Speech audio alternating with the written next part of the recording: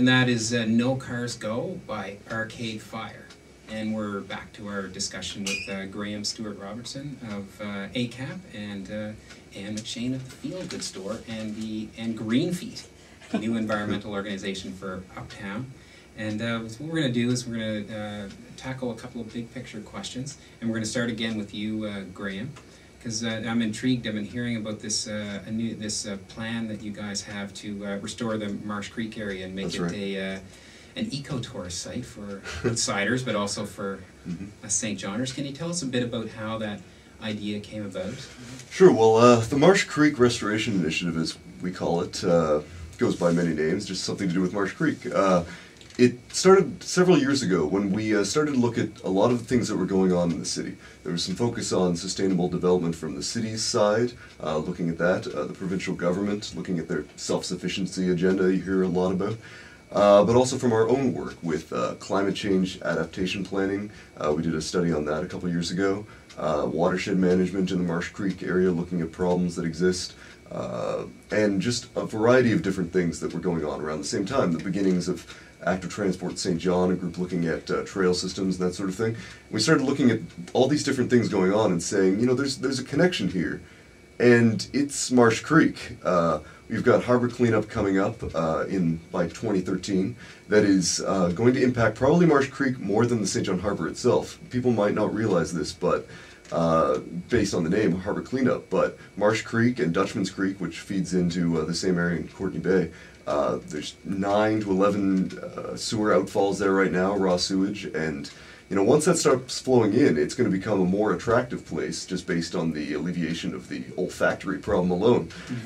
So, you know, we started to look at the timing of these things and saying, you know what, there's a real opportunity here to take something, Marsh Creek, that represents really the worst of St. John's image to outsiders and citizens alike, and turn it into something that's not only not damaging, but actually a positive for the city. Something that offers help for East Side residents for alleviating flooding a bit, helps wildlife habitat by you know, increasing wetland sizes, helping the city become a better place to bike between not only your home and work, but to recreational spaces like yeah, because the idea here is part of the idea here is to create a trail system. That's right. That's one of the aspects we were looking at, is that there's a lot of Marsh Creek forms a linear corridor that's almost 12 kilometers long that goes between Courtney Bay, right in the heart of the city, and the Renforth Bog out in Rossay.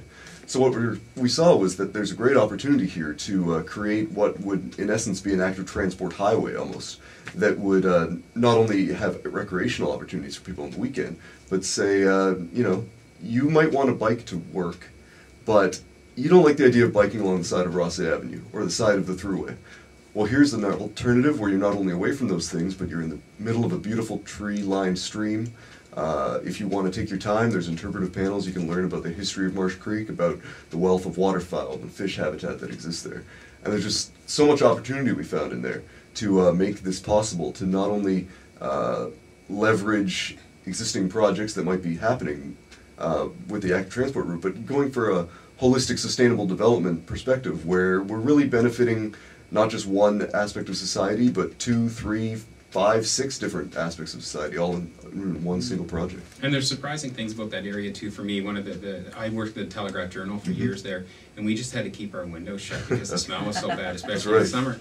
So, but to hear things like you know, that it's a great bird watching area, I wouldn't have known that. No, the Courtney Bay Forebay, which is the area behind the causeway there, has been ranked one of the top 3 or 5, I believe, bird watching destinations in the province. It's not uncommon to go by there and see not only interesting or rare waterfowl species, you know, duck species, that sort of thing, but also I see bald eagles there almost every week. You can see them picking fish out of the water live, and it's literally minutes walk from the business core of the city. It's really quite incredible that these things exist right next to areas people frequent every day. I mean, we did a talk last week at the New Brunswick Museum, and we showed a picture of what looks like a ditch running behind the malls out east.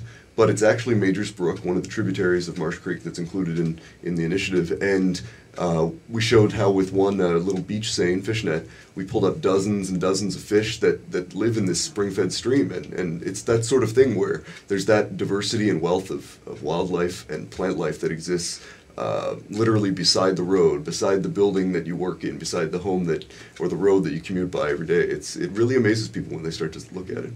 And the way, too, as I understand it, that it's being a bit creative in trying to fund this, because I understand, and you can explain it in more detail, that this has something to do with kind of offset with the LNG facility. Well, it's not just one industry thing. It's a development problem that exists for developers and industrial companies alike.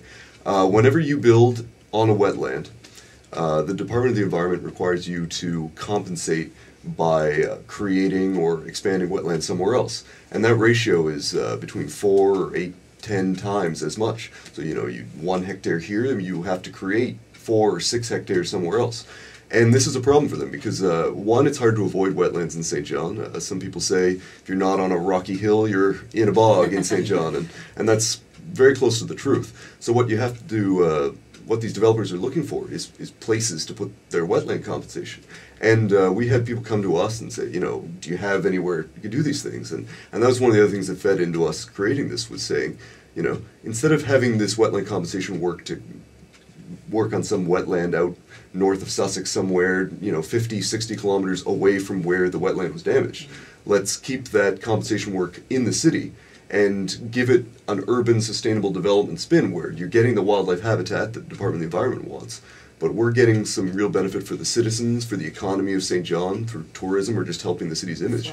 And the floodplain is certainly a big one with a lot of people out east, and everything just fits together. And that's what good sustainable development practices are all about, is to not focus on one side, but to consider all the other ones and really try to get the most out of things that you can. Do you know when work could begin on this project? Is there a timeline yet, or is it too early to talk about that? It's early, but there is also there are a lot of things going on behind the scenes, and we're really hoping things can get set more here in the next couple years. It sounds like a long time, but in development and government terms, that's a very short timeline. So we're hoping in a couple years we'll start to see some early phases, and just like anything else, just like Harbor Passage, once there's that first piece, people start to use it, people start to see the potential in something, and it can really start to take off and get a life of its own at that point. Right. Let's bring this back uptown for a minute to you, Anne, and